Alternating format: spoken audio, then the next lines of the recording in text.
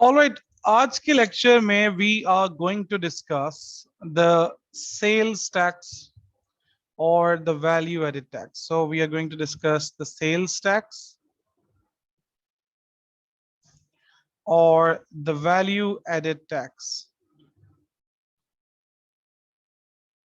which is known as the VAT. देखिए, जब आप टैक्सेस की बात करते हैं, जब आप टैक्स की बात करते हैं, तो आपके पास दो टाइप्स के ब्रॉड कैटेगरीज हैं टैक्स की। एक आपके पास है डायरेक्ट टैक्स और एक आपके पास है इनडायरेक्ट टैक्स। देखिए, डायरेक्ट टैक्स जिस तरह नाम से जाहिर है, आप पे करते हैं डायरेक्टली इनकम पर, सच एज इनकम टैक्स जो होता है, यानी जो आप अपनी इनकम पर पे करते हो, that is the direct tax. इसी तरह कंपनीज कॉरपोरेशन टैक्स पे करती हैं अपनी इनकम पर, that is known as a corporation tax. इसी तरीके से एक होता है कैपिटल गेन टैक्स, जिसको हम सीजीटी बोलते हैं, यानी जब आप कोई कैपिटल गेन्स करते हैं। कैपिटल गेन्स क्या होता है? फॉर एग्जांपल, आपने कोई इन्वेस्टमेंट्स की हुई थी, वहां से आपको रिटर्न्स आए, तो आपके कैपिटल पर आपको गेन्स आया, यानी capital means investment. So capital पर जब आपको गेन्स आया, तो उस गेन्स पर भी आपको टैक्स पे करना पड़ेगा।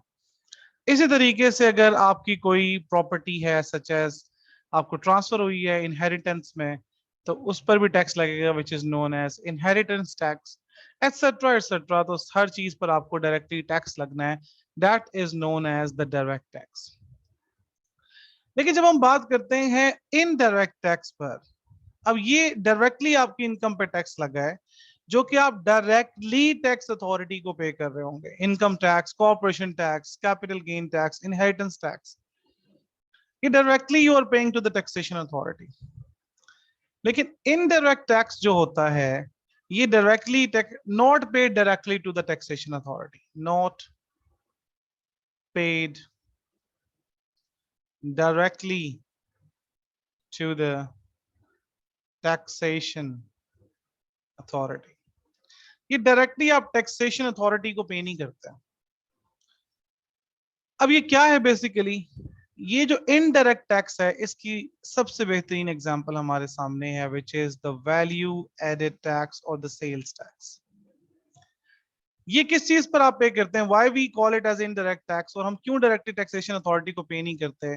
Because it is paid by the final consumer, it is paid by the final consumer on the goods or services.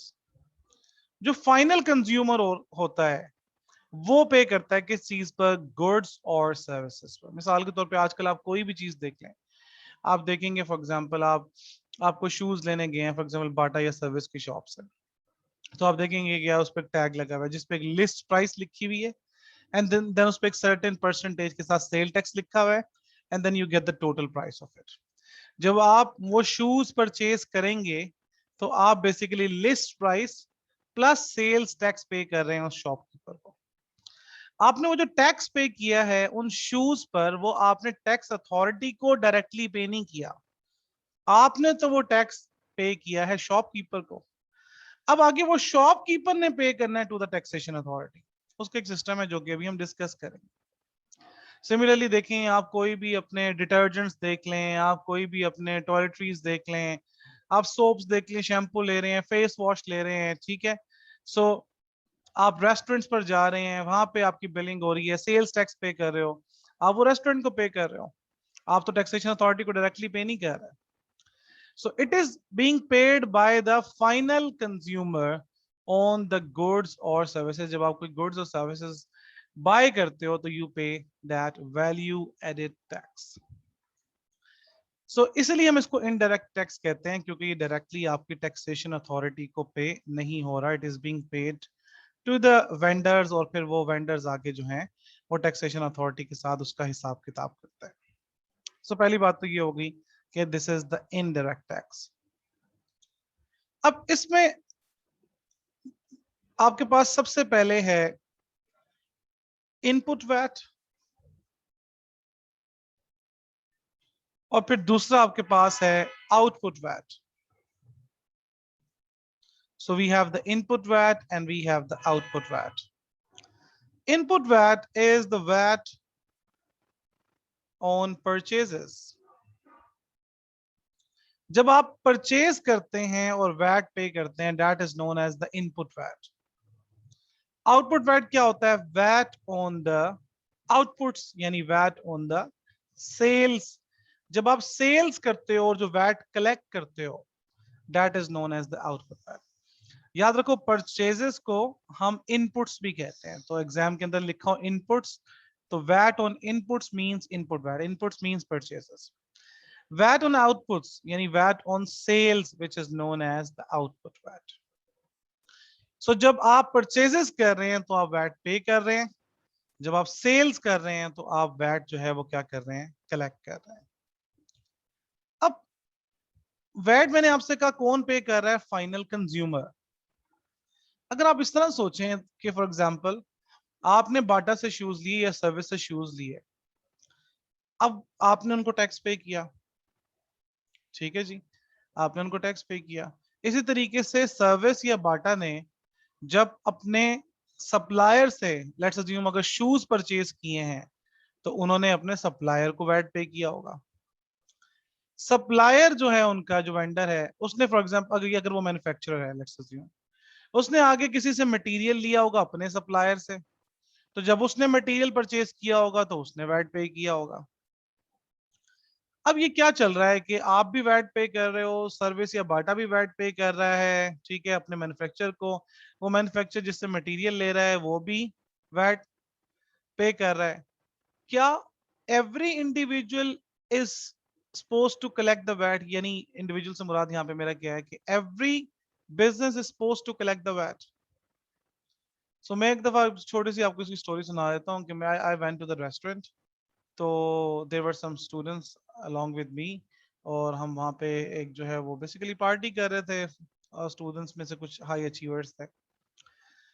तो जब सारा खाना वाना हमने खा लिया तो मैंने जो बिल लेके साहब आए मैनेजर, उनको मैंने कहा कि देखें ये सब लोग स्टूडेंट्स हैं, do you have any sort of student discount which you can offer? तो उसने कहा जी मैं आपको एक फेवर कर सकता हूँ कि we are not going to charge you the tax. तो मैंने उससे कहा कि it is not at your discretion कि आप हमें टैक्स चार्ज करेंगे या नहीं करेंगे.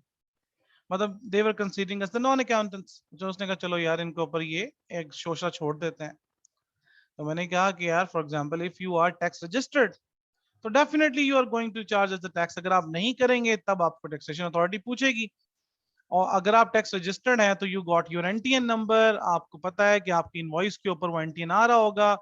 एंड अगर आप सिस्टम यूज करके जनरेट कर रहे हैं आप हमारा bill, so you do not have the choice.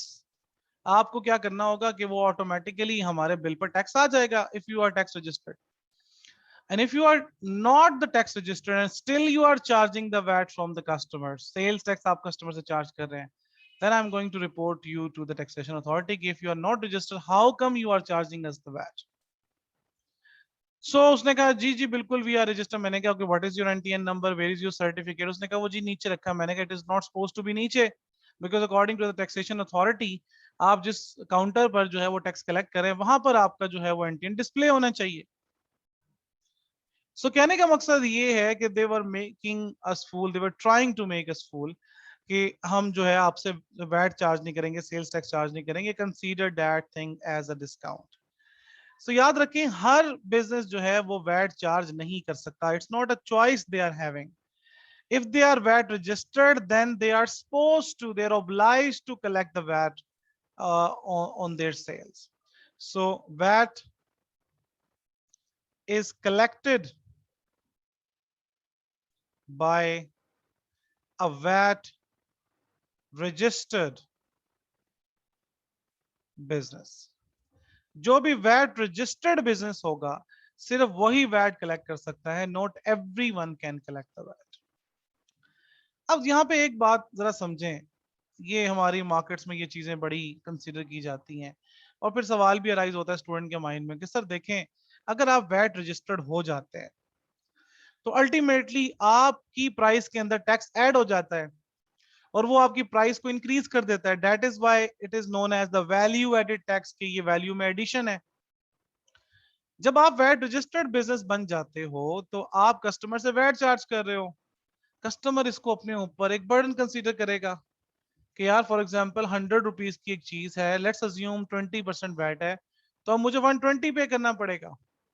और जो वैट रजिस्टर्ड नहीं है वो 100 में सेल कर रहा होगा, तो कस्टमर की तो यही चॉइस होगी कि वो ऐसे बिजनेस के पास चला जाए those who are not charging the VAT.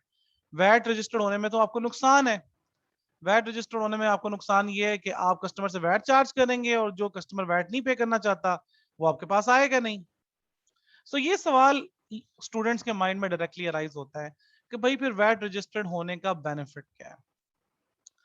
देखिए, जब आप वैट रजिस्टर्ड हो जाते हैं तो सबसे बड़ा बेनिफिट ये होता है कि जो आपने अपनी परचेजेस पर वैट पे किया होता है, जिसको हम इनपुट वैट कहते हैं, जो आपने अपनी परचेजेस पर वैट पे किया होता है जिसको हम इनपुट वैट कहते हैं, वो वैट आपको रिकवर हो जाता है।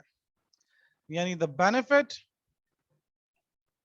Is that you can recover your input VAT। और वो कौन सा वैट है? Which is the VAT on purchases. जो आपने परचेजेस पर वैट पे किया है वो आपको रिकवर हो जाता है। देखिए, मैंने भी आपको एग्जांपल दी थी ना कि आपने सर्विस से शूज दिए, सर्विस बाटा लेट्स अज्यूम कोई आउटलेट है और उन्होंने जनाब मैन्युफैक्चरर से शूज परचेज किए, तो उन्होंने मैन्युफैक्चरर को वैट पे किया जब उन्होंने परचेजेस की। सो अब वो हमें सेल कर रहे हैं सर्विस बाटा वाले, तो हमसे वैट कलेक्ट कर रहे हैं सेल्स पर, जिसको आउटपुट वैट कहते हैं। अब इसका फायदा उनको क्या है वैट रजिस्टर्ड होने का, कि उन्होंने जो अपनी परचेजेस पर वैट पे किया हुआ है वो उनको रिकवर हो जाएगा। इसका मतलब है कि ये सिस्टम ऐसे चलता है कि आप जितनी परचेजेस कर रहे हैं उस पर आप वैट पे करते जा रहे हो, which is known as the input VAT, और वो इनपुट वैट आपका रिकवरेबल है। और जितना वैट आप अपनी सेल्स पर कलेक्ट कर रहे हैं उसको आउटपुट वैट कहते हैं, वो आपका नहीं है, वो आपने टैक्सेशन अथॉरिटी को जमा कराना है। तो ये ऐसे सिस्टम चलेगा कि जितना भी आपका इनपुट वैट होगा वो आप ऑफसेट कर लेंगे आउटपुट वैट के साथ। लेट्स अज्यूम अगर आपने वैट ज्यादा पे किया हुआ है और कलेक्ट कम किया हुआ है, तो फिर इसका मतलब है कि आपका रिकवरेबल आ जाएगा फ्रॉम द टैक्सेशन अथॉरिटी, और अगर वाइस वर्सा होगा तो पेबल आ जाएगा। यानी ऐसे नहीं होगा कि आप पहले जो है वो वैट पे करने जाएंगे तमाम आउटपुट वैट टैक्सेशन अथॉरिटी को, फिर टैक्सेशन अथॉरिटी आपके पास आएगी सारा आपको इनपुट वैट वापस करने, और फिर इस तरह चलेगा। नहीं, इस तरह नहीं चलेगा। ये सिस्टम क्या बनेगा कि you are going to compare your output VAT, this is the VAT that you have collected from your customers, इसको आपने कंपेयर करना है इनपुट वैट के साथ। और ये इनपुट वैट क्या चीज है? ये जो आपने पे किया हुआ है। सो इन दोनों को आपस में क्या करना है? आपने कंपेयर करना है। सो ये सिस्टम बनेगा क्या कि if the output VAT, if the output VAT is more than the input VAT, यानी आपने कस्टमर से कलेक्ट ज्यादा किया हुआ है और आपने अपनी परचेजेस पे कम वैट पे किया हुआ है, तो ज्यादा आपने कलेक्ट किया हुआ है, कम आपने पे किया हुआ है, तो ये क्या आ जाएगा? ये आपका payable to the taxation authority आ जाएगा, payable to the tax authority. अब जो आपने ज्यादा कलेक्ट किया हुआ है ये आपने जाके टैक्सेशन अथॉरिटी को पे करना है। और अगर आपका इनपुट वैट जो आपने पे किया हुआ है अपनी परचेजेस पर is more than the output VAT जो कि आपने कलेक्ट किया हुआ है अपनी सेल्स पर, तो फिर ये आ जाएगा recoverable, recoverable from tax authority. ये टैक्स अथॉरिटी से आपने रिकवर करना है। So this is how you are going to deal with the tax issue. तो आपने याद रखना है कि ये सिस्टम इसी तरीके से चलेगा कि इनपुट वैट और आउटपुट वैट को आप कंपेयर करते रहेंगे, और जो भी पेबल टू एचएमआरसी आएगा, यानी HMRC means her majesty revenue and customs taxation authority है बेसिकली यूके की, या recoverable from the tax authority आ जाएगा। यानी अगर आपका इनपुट वैट ज्यादा है आउटपुट से तो रिकवरेबल का सीन आ जाएगा, ये पैसे आपने टैक्सेशन अथॉरिटी से लेने हैं। और अगर आपका आउटपुट वैट ज्यादा है इनपुट से तो फिर ये payable to the taxation authority आ जाएगा। अब हम अकाउंटिंग की तरफ आते हैं, which is the main concern, कि इनकी अकाउंटिंग क्या होगी, इनकी जर्नल एंट्रीज क्या होंगी, इनपुट वैट की जर्नल एंट्री क्या होगी इनपुट्स के साथ, आउटपुट वैट की जर्नल एंट्री क्या होगी आउटपुट्स के साथ। सो इसको जरा हम डिस्कस करते हैं। सबसे पहले हम डिस्कस करते हैं input VAT, inputs and input VAT, और फिर हम डिस्कस करते हैं आउटपुट्स एंड आउटपुट वैट।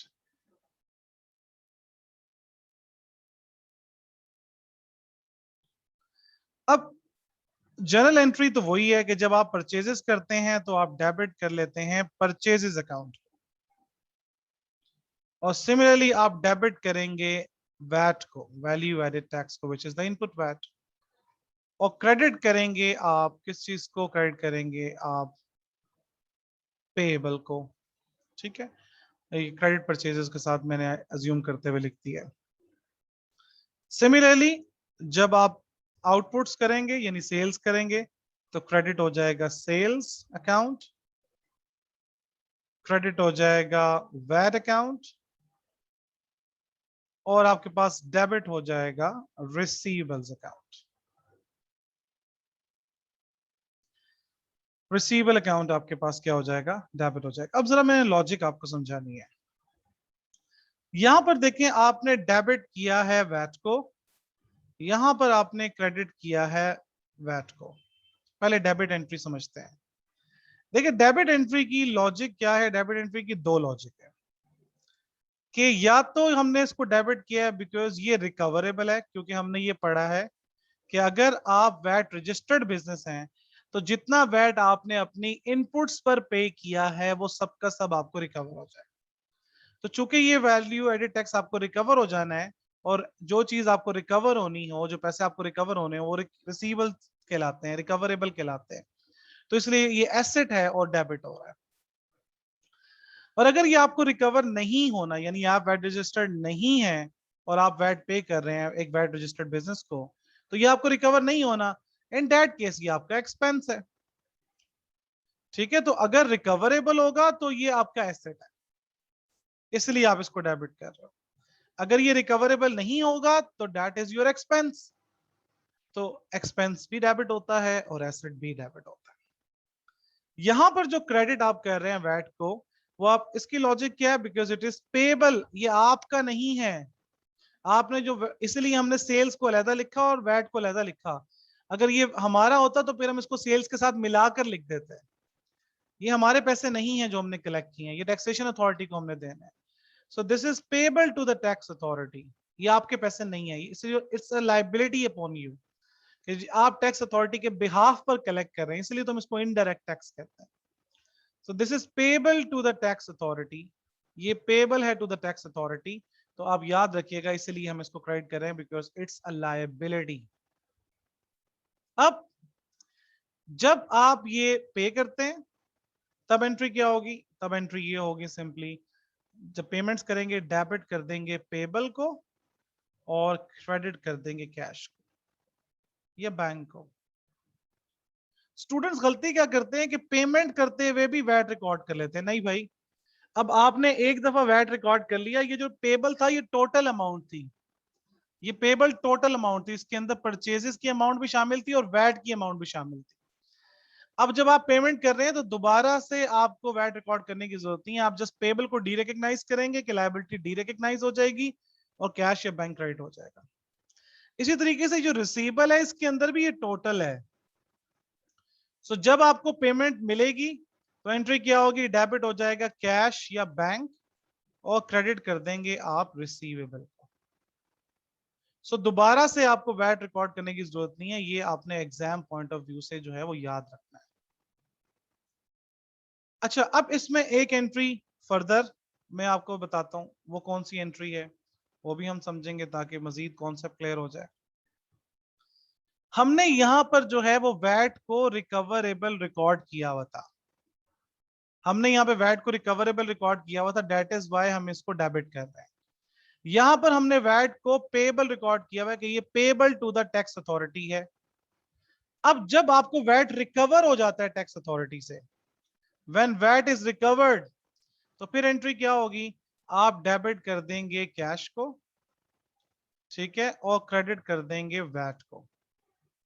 ये व्हेन रिकवर्ड, जब आपको वैट जो है टैक्सेशन अथॉरिटी से रिकवर हो जाएगा।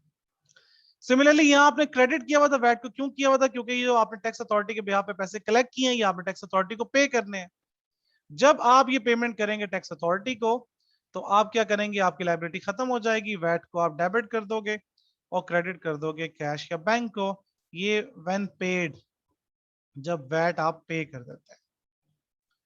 सो अब ये देखिए डिफरेंट एंट्रीज हैं। पहले हमने परचेज की एंट्री रिकॉर्ड की, डेबिट परचेजेस, डेबिट वैट। क्यों डेबिट किया वैट को? या ये रिकवरेबल है या ये एक्सपेंस है। अगर आप वैट रजिस्टर्ड है तो रिकवर हो जाएगा, अगर वैट रजिस्टर्ड नहीं है तो दिस इज एक्सपेंस।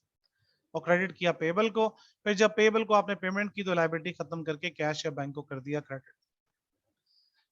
फिर जब आपने सेल्स की तो सेल्स को क्रेडिट किया, साथ वैट को क्रेडिट किया, क्योंकि इट्स योर लायबिलिटी, आपने टैक्स अथॉरिटी को पे करना है। रिसीवेबल को डेबिट कर दिया। जब रिसीवेबल ने आपको पेमेंट की तो आपने रिसीवेबल को क्रेडिट करके कैश या बैंक को कर दिया डेबिट। फिर जब आपको वैट रिकवर हुआ फ्रॉम द टैक्स अथॉरिटी तो आपने वो रिकवरेबल को खत्म करके कैश को डेबिट कर दिया। और जब आपने टैक्स पे किया टू द टैक्स अथॉरिटी तो आपने लायबिलिटी खत्म करके कैश को क्रेडिट कर दिया। अब these entries are very important, क्योंकि यही हमें लीड करेंगी towards the VAT T account, जो कि आपकी कैलकुलेशन पर्पस के लिए सबसे ज्यादा इंपॉर्टेंट चीज है। Okay, now we are going to make the VAT account. हम वैट अकाउंट बनाते हैं और वैट अकाउंट बहुत इंपॉर्टेंट है। ये फॉर्मेट आपने याद रखना है ताकि क्वेश्चंस करना हमारे लिए वैट के आसान हो। सो वैट अकाउंट बनाते हैं। बहुत इंटरेस्टिंग वैट अकाउंट है और बहुत ही लॉजिकल है, इसको हमने समझना है। देखिए वैट अकाउंट का जो ओपनिंग बैलेंस है ये डेबिट भी हो सकता है, ये क्रेडिट भी हो सकता है। पहला सिनेरियो हम डिस्कस करते हैं कि अगर वैट अकाउंट का ओपनिंग बैलेंस डेबिट है तो इसका मतलब क्या है? इसका मतलब है कि recoverable from the tax authority, कि आपने टैक्स अथॉरिटी से पैसे लेने हैं। Tax authority owes to you, recoverable from the tax authority. अगर आपने पैसे टैक्स अथॉरिटी से लेने हैं, और वो कब सीन होगा? अभी मैंने आपको बताया था कि जब आपका इनपुट वैट ज्यादा है, आउटपुट वैट कम है। तो अगर टैक्स अथॉरिटी की तरफ पैसे बनते हैं कि उन्होंने आपके देने हैं, तो ओपनिंग बैलेंस जो है वो डेबिट साइड पे आएगा। This is recoverable from the tax authority. और अब अगर ओपनिंग बैलेंस आपके पास क्रेडिट साइड पे है तो यू ओव टू द टैक्स अथॉरिटी, तो इसका मतलब है कि payable to the tax authority. Tax authority के आपने पैसे देने हैं, payable to tax authority. So again it makes the same logic. Debit का मतलब रिकवरेबल, और रिकवरेबल मींस एसेट, तो उसका बैलेंस डेबिट होगा। पेबल मींस लायबिलिटी, और लायबिलिटी का बैलेंस क्रेडिट बैलेंस होगा। सो ये तो हमने ओपनिंग बैलेंसेस जो हैं वो इसमें पुट कर दिए। अब फिर जब परचेज होती है, अब अगेन ये जरा लॉजिकली देख लें। जब परचेजेस होती हैं तो क्या होता है? आपका वैट अकाउंट डेबिट हो रहा होता है। जब सेल्स होती है तो वैट अकाउंट क्रेडिट हो रहा होता है। यानी अब इसको याद रख लें कि वैट अकाउंट डेबिट हो रहा है तो इसका मतलब होता है इनपुट वैट। इनपुट वैट आता है डेबिट साइड पे और आउटपुट वैट आता है क्रेडिट साइड पे। कैसे पता चला? ये डबल एंट्रीज देख लें, लॉजिकली आपको समझ आ जाएगी। जब परचेजेस हो रही हैं तो वैट अकाउंट डेबिट हो रहा है, जब सेल्स हो रही हैं तो वैट अकाउंट क्रेडिट हो रहा है। सो वैट अकाउंट डेबिट साइड पे इनपुट वैट होता है और क्रेडिट साइड पर आउटपुट वैट होता है। ये भी समझ आ गई। अब फर्दर आगे चलते हैं। जब आपको वैट रिकवर हो रहा होता है टैक्स अथॉरिटी से, क्योंकि हमने कहा था कि हम इसको डेबिट क्यों कर रहे हैं, because it is recoverable from the tax authority. जब टैक्स अथॉरिटी आपको वैट पे करती है तो एंट्री क्या होती है? Debit cash credit VAT. यानी वैट अकाउंट क्रेडिट हो रहा है कैश की वजह से। सो जब वैट अकाउंट क्रेडिट हो रहा होगा तो इसका मतलब ये है कि आपको पैसे मिल रहे हैं फ्रॉम द टैक्सेशन अथॉरिटी। तो receipts from tax authority, tax authority से जब आपको पैसे मिलेंगे तो ये इधर शो होगा। फिर आप जाके देखेंगे जब हम टैक्स पे कर रहे होते हैं तो वैट अकाउंट डेबिट हो रहा होता है, कैश क्रेडिट हो रहा होता है। तो इसका मतलब है कि ये payments to the tax authority है, payments to tax authority. So अगर आपको कैश रिसीव हो रहा है तो वो आएगा क्रेडिट साइड पे, अगर आप कैश पे कर रहे हैं टू द टैक्स अथॉरिटी तो वो आपके पास आ जाएगा क्रेडिट साइड पे। And then you have the closing balances, so closing balances आ जाएंगे आपके पास, and then you have the closing balances, closing balances आपके पास आ जाएंगे। सो अगर क्लोजिंग बैलेंस आप देखें आपके पास डेबिट साइड पे आ रहा है तो इसका मतलब है this is a credit balance which is payable to the tax authority. और अगर क्लोजिंग बैलेंस आपके पास क्रेडिट साइड पे आ रहा है तो basically it's a debit balance and this is recoverable from the tax authority. ये अकाउंट अच्छे तरीके से आपने याद कर लेना है, क्योंकि एग्जाम के अंदर एग्जामिनर आपको बैलेंसेस दे देता है, इनमें से कुछ और कुछ आपसे कैलकुलेट करवा देता है। फॉर एग्जांपल वो आपको ओपनिंग बैलेंस दे देगा, इनपुट वैट दे देगा, आउटपुट वैट दे देगा, और फिर पेमेंट्स या रिसीट दे देगा क्या क्लोजिंग बैलेंस निकालो। या वो आपसे बैलेंसिंग फिगर भी निकलवा सकता है कि इनमें से 4-5 फिगर्स दे दी और एक आपसे बैलेंसिंग कैलकुलेट करवा ली। सो जब आपको वैट अकाउंट याद होगा तो फिर ये आपके लिए कैलकुलेट करना बहुत आसान हो जाएगा। सो वैट अकाउंट लॉजिकल है, ये मैंने सिर्फ क्या किया इसमें डबल एंट्रीज ही पुट की हैं, ये डबल एंट्रीज जो हैं वो आपने याद रखनी है।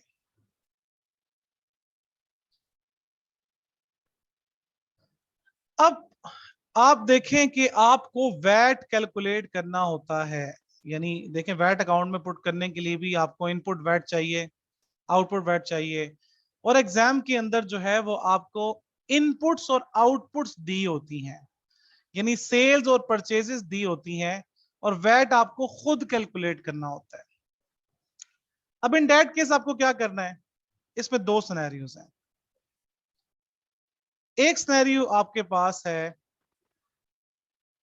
Price inclusive of VAT.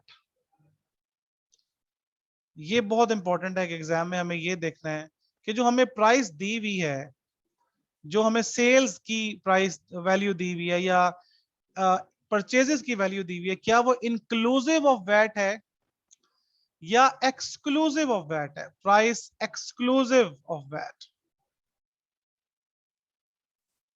Inclusive of VAT है या एक्सक्लूसिव ऑफ वैट है। अब वैट की परसेंटेज कोई भी हो सकती है, हर साल चेंज होती है। अज्यूम कर लेते हैं फॉर एग्जांपल, हम कहते हैं कि यार 17.5% जो है ये आपके पास टैक्स का रेट है, वैट का रेट है। अज्यूम कर लेते हैं, ये कभी 18 हो जाता है, कभी 20 हो जाता है, कभी कुछ हो जाता है, कभी कुछ, बस एग्जाम के अंदर ये रेट आपको गिवन होगा, इस चीज से आपको परेशान होने की जरूरत नहीं है, ये गिवन होगा। ये जो प्राइस इंक्लूसिव ऑफ वैट है, इसका दूसरा नाम है ग्रॉस ऑफ वैट, इसको ग्रॉस ऑफ वैट भी कहते हैं। ये जो प्राइस एक्सक्लूसिव ऑफ वैट है, इसको प्लस वैट भी कहते हैं। जैसे अक्सर लिखा होता है ना, ये बुफे के रेट्स लिखे होते हैं जनाब 2000 plus sales tax. So plus आम आदमी समझता है कि इसके अंदर वैट शामिल है, जबकि प्लस का मतलब होता है कि अभी आपको इस प्राइस के अंदर वैट प्लस करना है। So when price does not include VAT, उसको कहते हैं प्राइस एक्सक्लूसिव ऑफ वैट, कि उसमें प्राइस शामिल नहीं है। उसको प्लस वैट भी कहते हैं कि इसमें अभी आपने वैट प्लस करना है, या इसको नेट ऑफ वैट भी कहते हैं।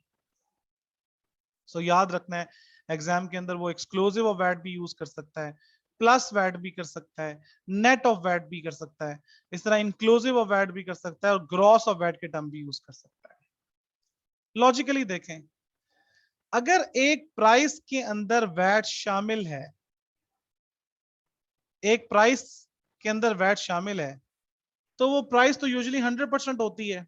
जब उसके अंदर आप वैट शामिल कर दो तो अगर रेट 17.5% है तो प्राइस हो जाएगी 117.5, क्योंकि प्राइस 100% होती है, उसके अंदर वैट शामिल कर दो तो 17.5% उसमें ऐड हो गया, तो अब ये हो गया 117.5। इस प्राइस के अंदर वैट शामिल है तो दैट रिप्रेजेंट्स 117.5%। तो जब मैं इसको 17.5 से मल्टीप्लाई करूंगा तो आपके पास वैट निकल आएगा। सिमिलरली अगर प्राइस के अंदर वैट शामिल नहीं है तो दिस रिप्रेजेंट्स 100%, क्योंकि इसके अंदर वैट शामिल नहीं है। और जब मैं इसको 17.5 से मल्टीप्लाई करूंगा तो आपके पास वैट निकल आएगा। सो एग्जाम के अंदर वो आपसे वैट खुद ही कैलकुलेट करवाएगा और फिर टी अकाउंट में आपने पुट करना है। तो पहले आपने क्या करना है कि पहले आपने ये देखना है कि प्राइस इंक्लूसिव ऑफ वैट है या एक्सक्लूसिव ऑफ वैट। इंक्लूसिव है तो ये वाला formula which is on the left hand side कि प्राइस के अंदर वैट शामिल है। अगर ये 20% होता तो इसको 120 पे डिवाइड करेंगे और मल्टीप्लाई करेंगे 20 से।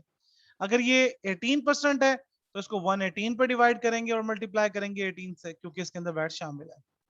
और जिस प्राइस के अंदर वैट शामिल नहीं है उसको डिवाइड करेंगे 100 पे, because it does not include VAT, और मल्टीप्लाई कर देंगे वैट की परसेंटेज के साथ, तो आपके पास वैट निकल आएगा। So these are the most important things that you need to remember for the sales tax या VAT. कि ये indirect tax है, it is paid by the final consumer on the goods and services. Inputs पर जो VAT होता है उसको input VAT कहते हैं, यानी purchases पर। Outputs या sales पर जो VAT होता है उसको output VAT कहते हैं। वैट आप किसको पे करेंगे? जो सिर्फ वैट रजिस्टर्ड बिजनेस है। वैट रजिस्टर्ड बिजनेस होने का फायदा क्या है कि आपने जो वैट अपनी परचेजेस पर पे किया है वो आपको वापस मिल जाएगा। सो आपने कंपेयर करना है अपने आउटपुट और इनपुट वैट्स को। तो अगर आउटपुट ज्यादा है तो इसका मतलब है कि आपने पे करने हैं पैसे टू द टैक्स अथॉरिटी, अगर इनपुट ज्यादा है तो आपने रिसीव करने हैं फ्रॉम द टैक्स अथॉरिटी। फिर हमने इसकी एंट्रीज डिस्कस की और फिर उन एंट्रीज को हमने वैट के अकाउंट में पुट किया। और वैट निकालने का तरीका क्या है? तो पहले ये देखना पड़ेगा कि प्राइस इंक्लूसिव है या एक्सक्लूसिव है। This is all about the value added tax.